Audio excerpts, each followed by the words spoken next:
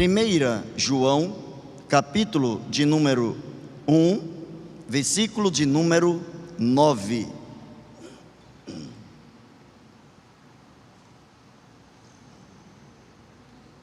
E diz assim a palavra do Senhor: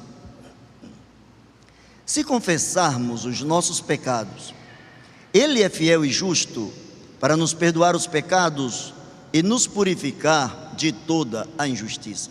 Eu sei que todos ou quase todos sabem esse versículo decoradamente, então eu gostaria que você repetisse comigo, aí na sua casa ou aqui. Vamos lá?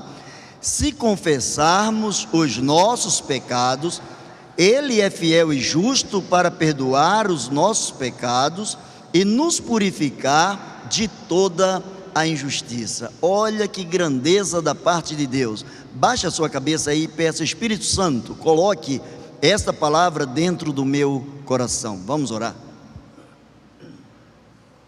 Maravilhoso Deus e eterno Pai, nós te somos imensamente gratos pela alegria de lermos a tua palavra. Suplicamos que o teu Espírito, e somente Ele, coloque em nossos corações a aplicação da mesma. Reveste-nos, ó Deus, com sabedoria.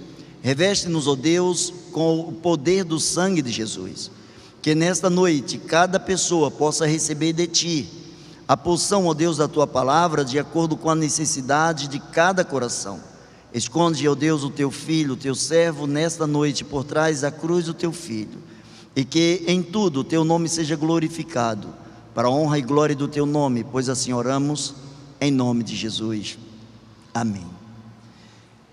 Eu quero falar nessa noite para você que está aqui ou você que está em casa, sobre relacionamento. Relacionamento dá origem aos nossos medos e às nossas curas. Todo relacionamento traz consigo ou medos ou curas, ou feridas ou curas. A palavra do Senhor diz que se confessarmos os nossos pecados, Ele, o Senhor Deus, é fiel e justo para perdoar os nossos pecados e nos purificar de toda a injustiça. Todo relacionamento baseado em medos não pode trazer cura. Nenhum relacionamento baseado em medo pode trazer cura às feridas, porque somente relacionamentos saudáveis produzem vida. Isso em quaisquer das esferas possíveis na sociedade. Isso vai dentro de casa, relacionamento entre irmãos, entre pais e filhos, entre cônjuges, na empresa, na igreja, na escola, na faculdade, na sociedade. Qualquer relacionamento que tenha como base o medo, esse relacionamento não pode trazer cura, não pode trazer alegria para o coração, porque todo relacionamento, ele traz consigo algumas expectativas. Quando você se relaciona com alguém, você cria uma expectativa em cima desse alguém. Você casou com seu cônjuge porque você tinha expectativas em cima dele. Você acreditou que ao lado do seu cônjuge, coisas maravilhosas poderiam acontecer à sua vida, senão você não casaria. Você faz determinados acordos com pessoas, com grupos, com relacionamentos, ou mesmo com a igreja. Você entra em determinada igreja porque você acredita que esse relacionamento com a igreja ou com as pessoas que compõem a igreja, esse relacionamento pode trazer alguma coisa de satisfação para dentro de você, pode trazer a resposta às suas perspectivas, aos seus anseios. O seu relacionamento também com Deus, ele precisa ser pautado não no medo.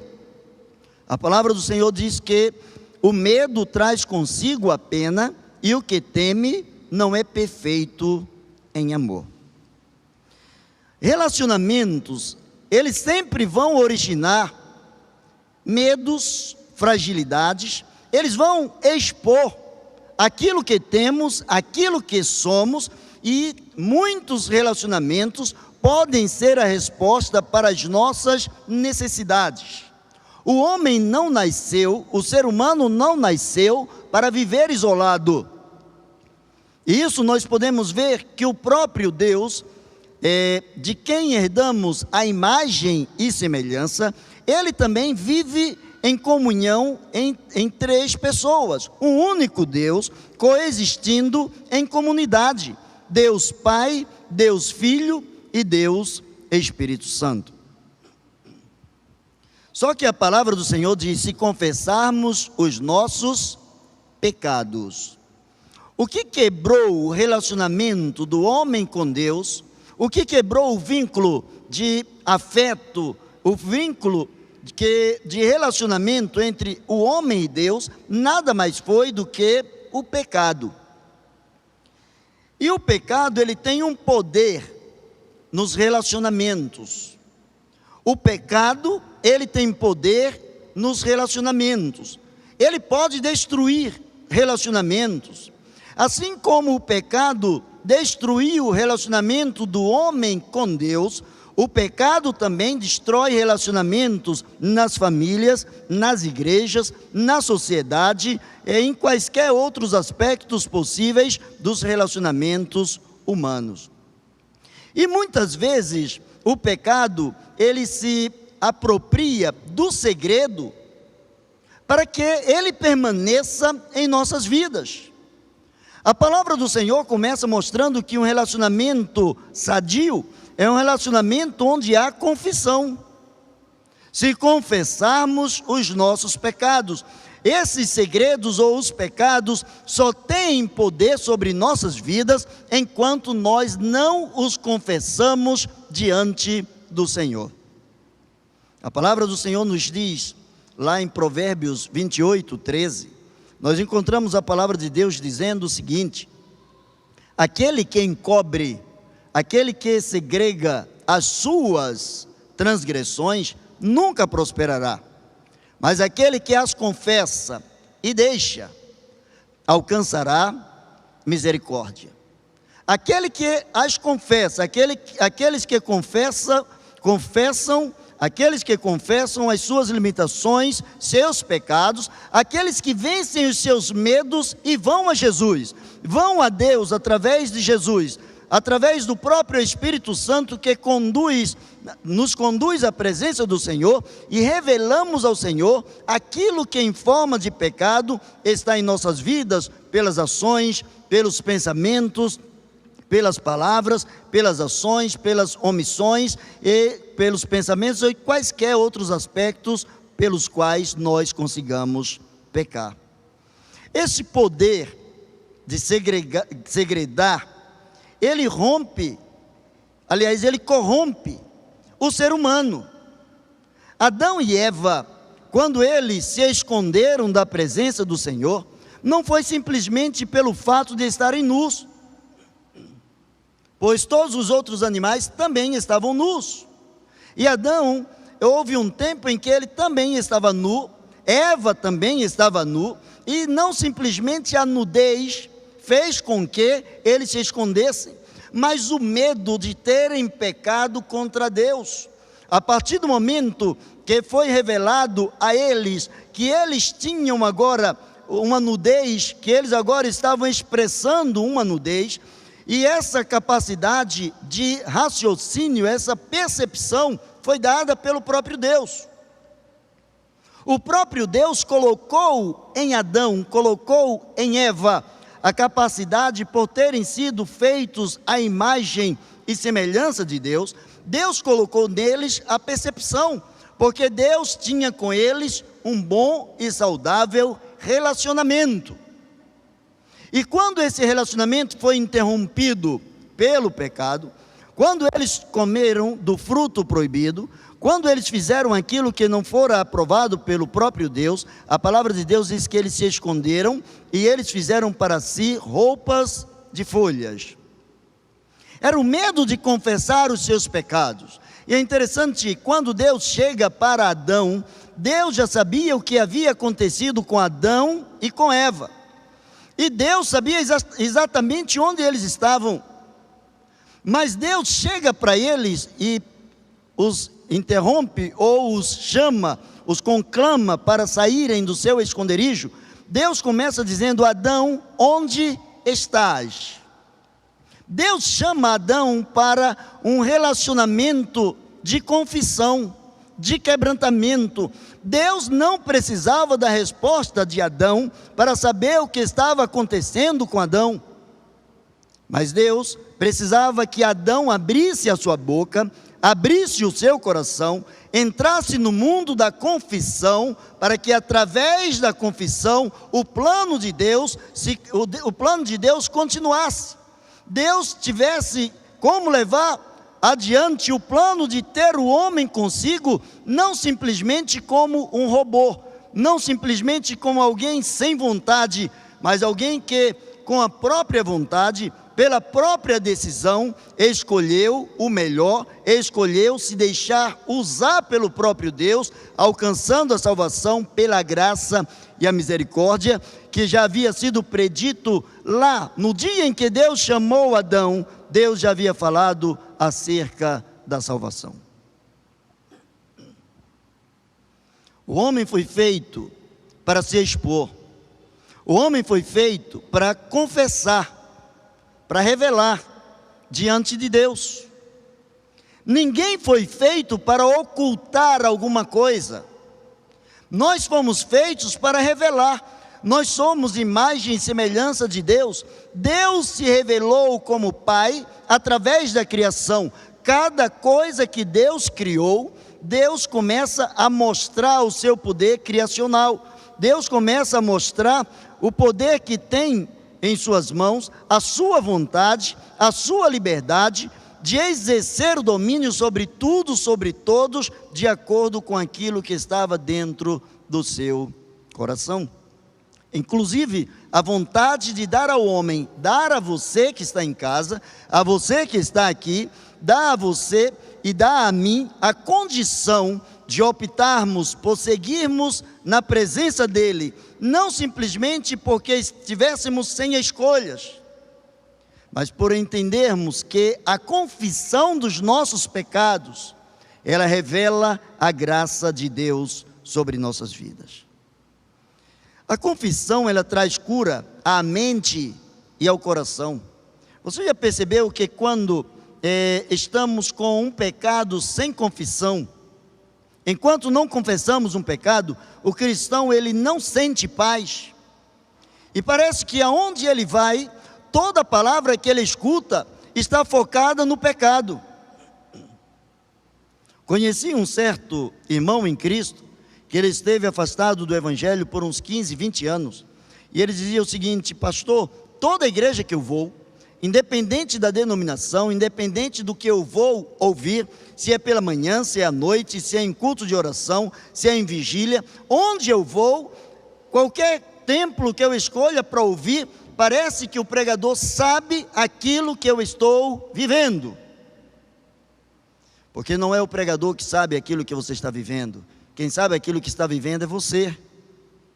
Você sabe o que está vivendo. Só que o Espírito de Deus, ele revela a você, ele incomoda você a não abrigar dentro de você o pecado, mas confessar esse pecado e deixar o pecado. Quando eu disse que a confissão traz a cura à mente e ao coração, é porque um coração partido é uma mente separada do coração. Um coração partido é uma mente separada do coração. Às vezes, a razão nos leva a fazer determinada coisa ou querer alguma coisa. E às vezes a emoção nos leva a seguir um curso, um caminho diferenciado. Quantas vezes nos encontramos em meio a uma encruzilhada, não sabemos se optamos por isso ou por aquilo, e na maioria das vezes não é porque não saibamos o que é certo, mas é que muitas vezes usamos como bússola o nosso coração. E a palavra de Deus diz que mais enganoso que todas as coisas é o coração do homem. Quando o homem começa a tomar as suas decisões única e exclusivamente pelos impulsos do seu coração, ele começa a dividir mente e coração. Se queremos viver em paz conosco, se queremos viver em paz com Deus, se queremos viver em paz com o nosso próximo, a nossa mente e o nosso coração precisam estar na mesma frequência da vontade de Deus.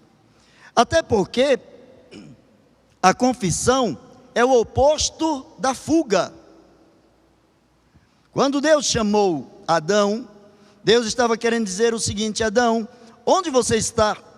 Quando ele disse: Senhor, nós vimos que tu estavas te aproximando, e nós percebemos que nós estávamos nus, então nós nos escondemos.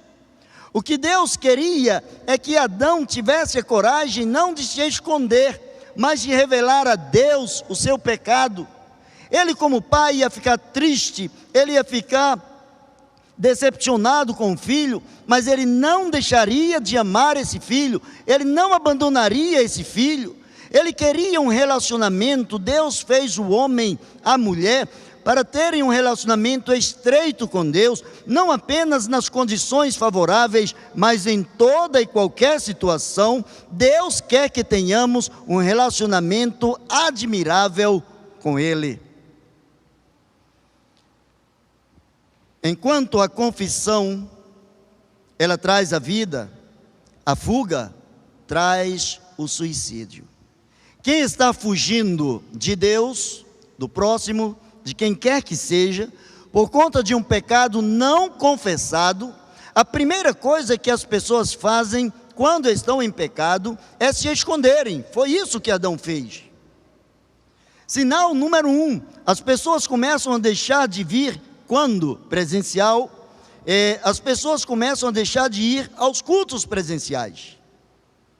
As pessoas evitam outros irmãos da comunidade, evitam os pastores, evitam os líderes, evitam conversar com determinadas pessoas que pensam ou que vão orientar à luz da palavra de Deus, porque o pecado, ele tem o poder de afastar as pessoas. O pecado é, antes de tudo, a ferramenta que quebra, a ferramenta que cerra, que divide, que afasta, e é por isso que a palavra do Senhor diz que a confissão, ela liga, a confissão, ela religa, a confissão, ela faz com que voltemos a Deus. A confissão faz com que nos coloquemos diante do altar do Senhor, para que o sangue de Jesus Cristo, seu Filho, nos purifique de todo o pecado. A confissão, ela é parte do processo da cura. Quando nós confessamos os nossos pecados, a cura começou a acontecer. Eu comecei dizendo que os relacionamentos, eles dão origem ou aos medos ou às curas. Quando não confessamos os pecados, nós queremos fugir, nós nos escondemos, nós evitamos as pessoas, nós não temos coragem de olhar nos olhos das pessoas.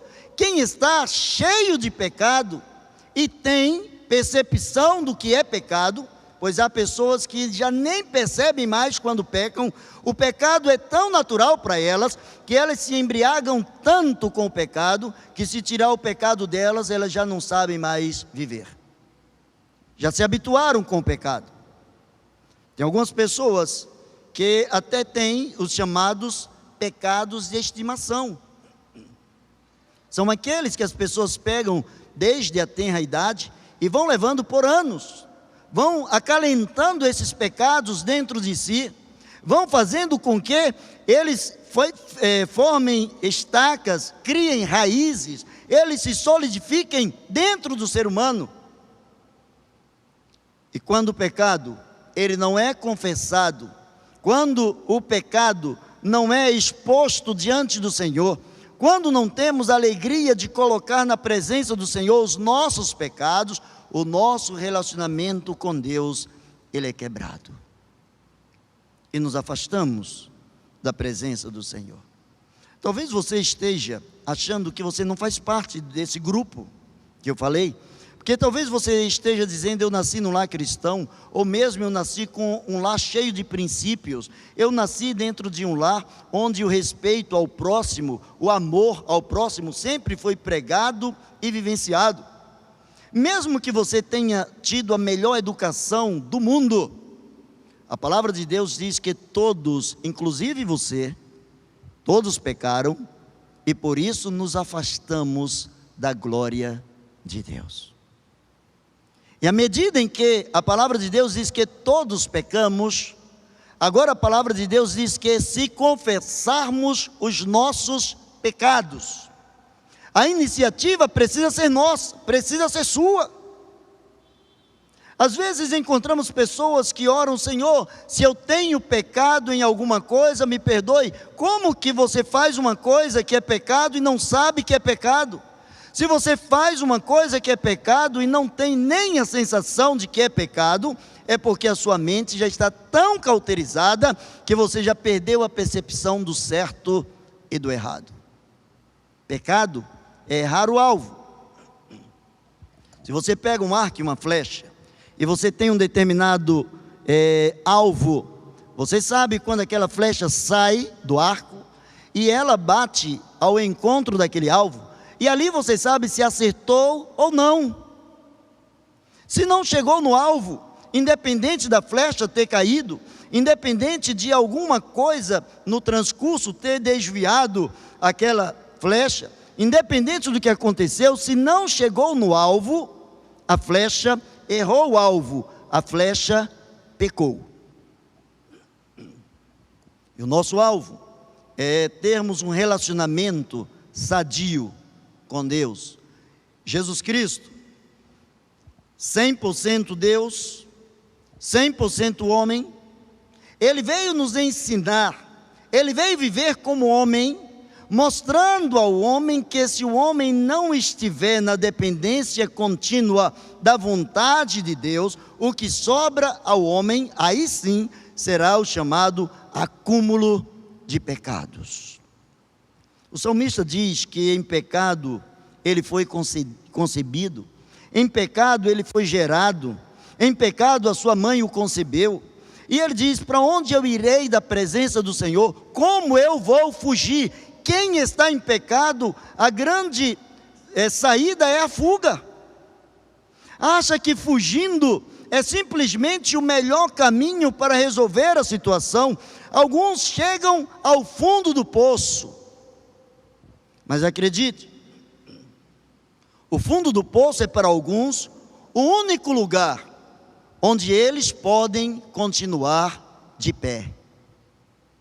Para algumas pessoas, o fundo do poço é o único lugar em que elas podem estar em pé. Talvez você esteja tão mergulhado nos pecados, talvez você esteja tão mergulhado nas coisas que te afastam de Deus, que no momento que você reconhecer que chegou ao fundo do poço, você reconhecer que está em cima do pecado, que a sua base é fragilizada, aí sim você vai continuar em pé. Que quando você continuar olhando que você chegou no fundo do poço, se você chegar a ter a percepção que chegou no fundo do poço, aí você pode gritar por socorro. Geralmente as pessoas gritam por socorro enquanto estão caindo no poço. Só que em meio à queda, dificilmente vai ter alguém que possa segurar. Em meio à queda, é muito difícil alguém segurar, a menos que alguém esteja ali tomando conta de você, ou esteja muito perto, como no caso, por exemplo, crianças. Às vezes o adulto está olhando a criança, e quando a criança tomba, o adulto como que, num toque de mágica, se estende e pega a criança para que ela não caia. Mas geralmente isso não acontece com adultos. Geralmente, os adultos, quando tropeçam na rua, tropeçam na calçada, tropeçam dentro de casa, via de regra, os adultos caem. Porque geralmente as pessoas não percebem quando estão caindo em pecado. Que o pecado, ele é gostoso. As consequências do pecado é que são desastrosas. E todo pecado tem gosto de quero mais. E o oposto de quero mais é o suficiente. Se você tiver no seu coração, na sua mente, a certeza de que já pecou o suficiente, está na hora de confessar ao Senhor esses pecados.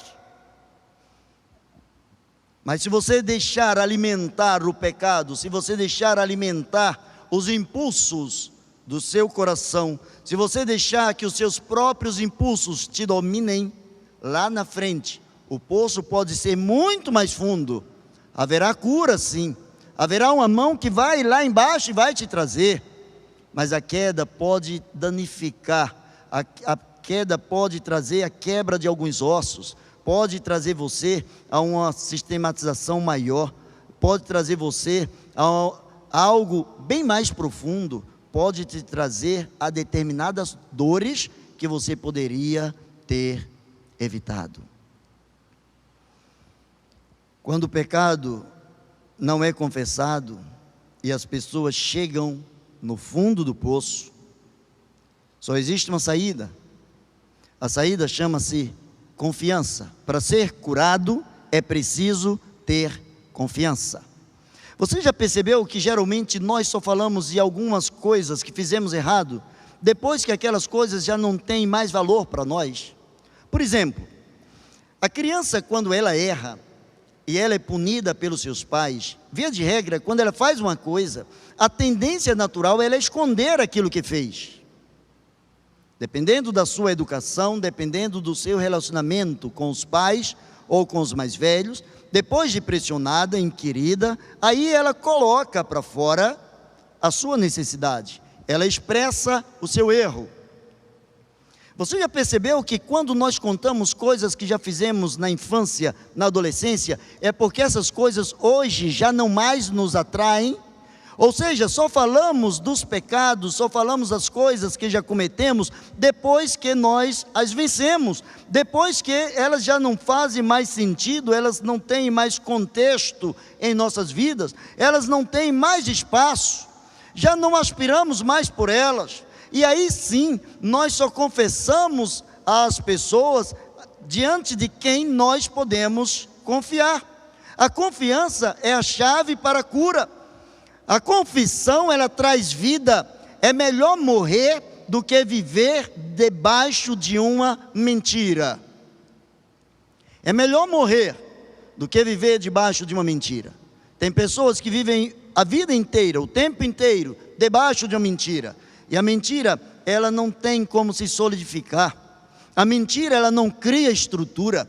A mentira, ela não tem alicerces. Porque uma mentira, para ser boa, ela precisa de uma mais forte para corroborar com ela, e depois de uma outra esplêndida para que se esqueça a segunda, e aí por diante, e vira uma bola de neve. Só há uma maneira de quebrar o pecado: se confessarmos diante do Senhor, se confessarmos ao Senhor os nossos pecados. Ou Deus está envolvido em todas as coisas da sua vida, ou Ele não está envolvido. Já ouvi de pessoas que há áreas na vida que tais pessoas sequer conversam com Deus. Não preciso. Isso aqui eu vou falar com Deus para quê? Eu já sei o que eu devo fazer. Autossuficiência. Quer comamos, quer bebamos, quer façamos qualquer uma outra coisa, que o façamos para a glória de Deus. Para que eu faça alguma coisa para Deus, eu preciso saber o que Deus quer que eu faça. Não é simplesmente fazer. Deus não quer pessoas apenas que façam, Deus quer pessoas que sejam. Quando Deus criou o homem, Deus fez o homem, Deus deu ao homem a condição de ser imagem e semelhança, ser imagem e semelhança. O relacionamento com Deus chama-se ser, e não simplesmente ter. Deus não quer que você tenha a oportunidade de fazer muitas coisas para Ele. Deus quer que você tenha muito tempo com Ele, que você seja o tempo todo dEle. E Deus quer que você ande com Ele. À medida em que você anda com Deus, à medida em que você se apropria da vontade de Deus, você começa a agir na dependência de Deus, e as pessoas começam a ver aquilo que Jesus falou lá em Mateus: assim brilha a vossa luz diante dos homens, para que vejam as vossas boas obras e glorifiquem ao vosso Pai que está nos céus. Ou Deus está envolvido em cada detalhe da sua vida, ou Ele não está envolvido. Tudo na sua vida, na minha vida, precisa passar pelo crivo de Deus. Não é uma questão de escravidão, é uma questão de submissão voluntária. É uma questão de quebrantamento, é uma questão de confiança, é uma questão de relacionamento. Eu quero caminhar para o final, mas eu quero fazer uma pergunta a você. Com que frequência você é rico naquilo que realmente importa? Com que frequência você é rico naquilo que realmente importa? Quais são as coisas importantes na sua vida? Pense aí nas 3 coisas mais importantes, não nas pessoas. 3 coisas mais importantes da sua vida. Qual seria a primeira? Qual seria a segunda? E qual seria a terceira? Essas 3 coisas são as 3 coisas mais importantes na sua vida. Quais são as 3 pessoas mais importantes nos seus relacionamentos? Qual a primeira pessoa? E tudo aqui no plano terrestrial. Não vou nem colocar Deus para não tirar a vaga de mais alguém. Qual a primeira pessoa? A segunda pessoa? A terceira pessoa? Com que frequência você é rico para com essas pessoas? Riqueza não é apenas abundância. Riqueza chama-se o necessário. Riqueza é quando você tem o necessário. Sobrar não significa riqueza. Faltar não significa riqueza.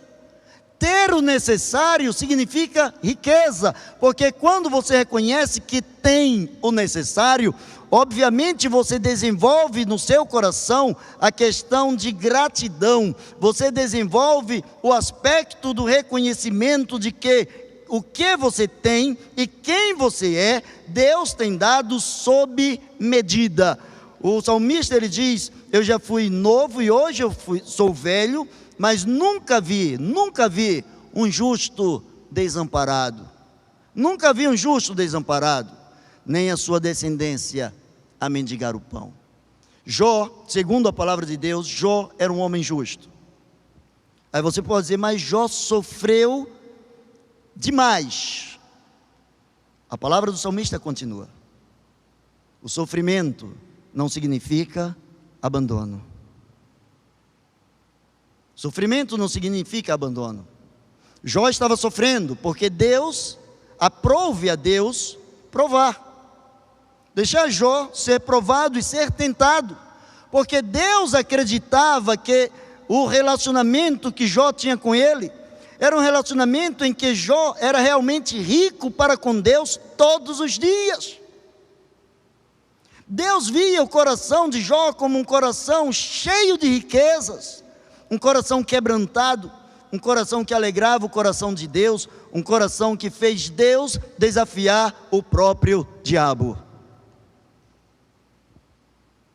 Quando o diabo disse que Deus o cercava de carinho, Deus disse: vai lá, só não toque na vida dele, tire tudo que ele tem, mexe com ele do jeito que você quiser, mas você vai ver que ali tem o DNA do pai, ali é meu filho, ali ele não vai abdicar do direito, mesmo no sofrimento, ele vai olhar para a coisa que traz riqueza para ele, e a coisa que traz riqueza para o seu coração é exatamente ser rico para comigo. Isso é o que mais importa na vida dele. Mas eu quero concluir. Jesus, completamente Deus e completamente homem, nos ensinou a ter uma vida plena. E o que é uma vida plena? Para algumas pessoas, vida plena é uma vida onde você pode o tempo todo viajar, ter os melhores carros, ter a melhor casa, ter uma conta bancária fabulosa, ter muitos amigos, ser alguém agraciado, ter filhos, ter uma família equilibrada. Tudo isso pode fazer parte. Mas não é só isso. Não é só isso. Porque tem pessoas que têm tudo isso, mas não têm uma vida plena.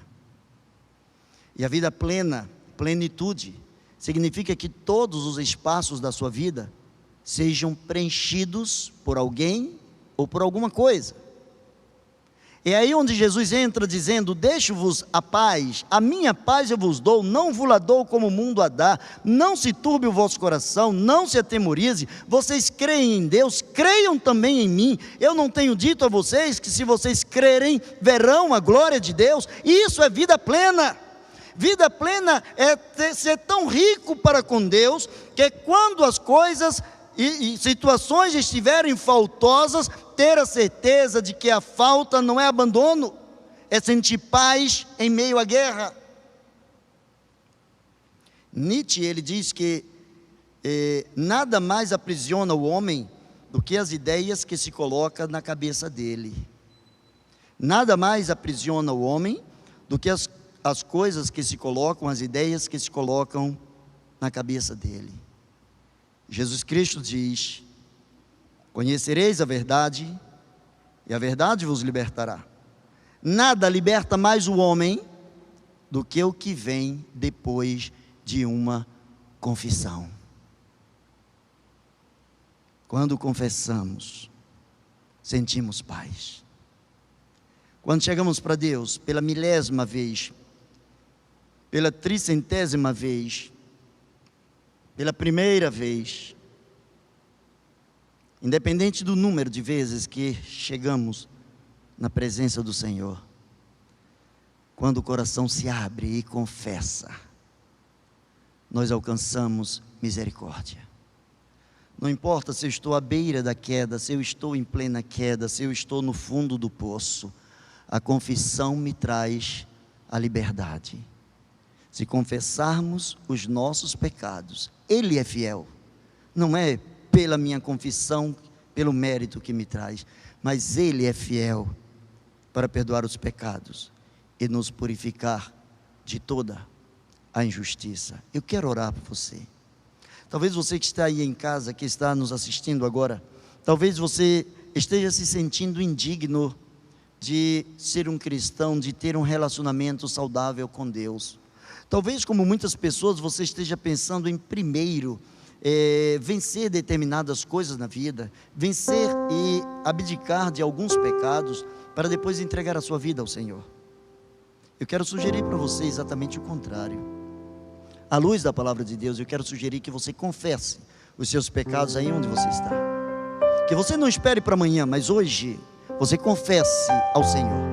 Que você diga para Deus: Deus, aqui está o meu pecado. Deus, aqui está a minha luta. Deus, aqui está a minha dificuldade. Deus, está aqui as coisas que eu preciso. Aqui estão os meus medos. Deus, esse sou eu. Confesse os seus pecados. E Ele é fiel para perdoar os pecados e te purificar, te tornar puro de toda a injustiça. Talvez você esteja afastado da membresia da sua igreja. Eu não sei quem teve razão, quem deixou de ter razão. A razão diz que você está afastado da igreja. E o fato de estar afastado da igreja, você precisa reconsiderar que a igreja faz parte da vontade, do plano de Deus, porque a igreja é o corpo de Cristo. Você não está de mal com a cabeça, mas se afastou do corpo. Ou seja, você está indo ao ser apenas na intelectualidade, como que por telepatia. A igreja é o corpo, você é corpo, você precisa estar debaixo da orientação do cabeça, Cristo. Eu quero orar por você. Pai bendito, que na grandeza do Teu amor, para a honra e glória do Teu nome, toma em Tuas mãos, Senhor, a vida de cada um que está agora conosco nesta oração. Ó Deus, aqueles que estão confessando os seus pecados, aqueles, ó Deus, que estão tendo dificuldade em confessar os seus pecados, aqueles que estão com medo de confessar os seus pecados, aqueles que querem confessar, mas têm medo de cometê-los mais uma vez, dá graça, Senhor, dá, ó Deus, misericórdia a esta vida, derrama sobre cada um de nós a unção que vem dos altos céus, Derrama sobre cada um de nós a orientação do Teu Santo Espírito. Na certeza, Pai, de que sempre podemos contar. Queremos Te agradecer por esses corações que estão entendendo a Tua palavra, que dentro do Teu tempo, Senhor, que no Teu hoje, frutifique essa palavra em seus corações, para que haja libertação, para que haja cura, para que haja, Senhor, conversão verdadeira, em nome de Jesus. Pois assim oramos, pedindo a Tua bênção sobre cada lar que está agora ligado conosco aqui, em nome de Jesus. Amém e amém. Fala aí, meu querido irmão, minha querida irmã, meu delícia do meu coração.